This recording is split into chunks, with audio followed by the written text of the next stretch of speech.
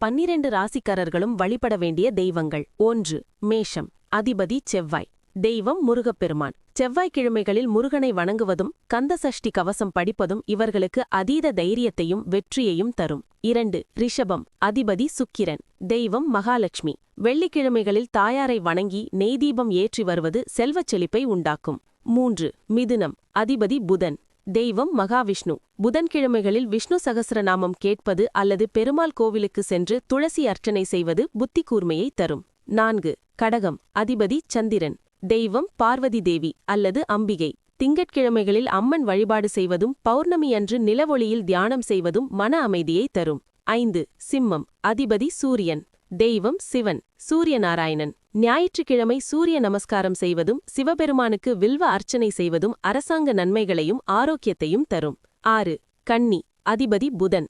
தெய்வம் ஸ்ரீ ஹயக்ரீவர் அல்லது மகாவிஷ்ணு. கல்வியில் சிறக்கவும் காரிய தடைகள் நீங்கவும் புதன்கிழமை விஷ்ணு வழிபாடு சிறந்தது.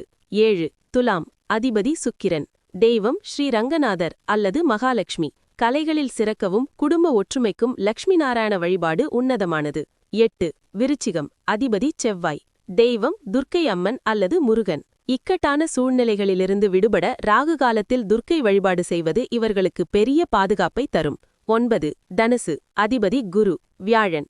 தெய்வம் தக்ஷிணாமூர்த்தி. குரு பகவான். வியாழக்கிழமைகளில் மஞ்சள் நிற மலர்களால் குருபகவானை வணங்குவதும் சித்தர்களைத் தொழுவதும் இவர்களுக்கு பெரும் புகழை தரும். 10. மகரம். அதிபதி சனி. தெய்வம் ஐயப்பன் அல்லது அனுமன். சனிக்கிழமைகளில் ஆஞ்சநேயருக்கு வெண்ணெய் காப்பு சாற்றுவதும் ஏழைகளுக்கு உணவளிப்பதும் சனி பகவானின் அருளை பெற்றுத்தரும். 11. கும்பம். அதிபதி சனி. தெய்வம் விநாயகர் அல்லது காலபைரவர். தடைகள் நீங்கவும் தொழிலில் முன்னேற்றம் காணவும் சங்கடகர சதுர்த்தி அன்று விநாயகரை வழிபடுவது சிறந்தது. 12. மீனம். அதிபதி குரு. தெய்வம் ஸ்ரீ மகாவிஷ்ணு அல்லது குருவாயூரப்பன். ஆழ்ந்த ஆன்மீக ஞானம் பெறவும் மன நிம்மதிக்கும் வியாழக்கிழமைகளில் பெருமாள் வழிபாடு செய்வது நல்லது.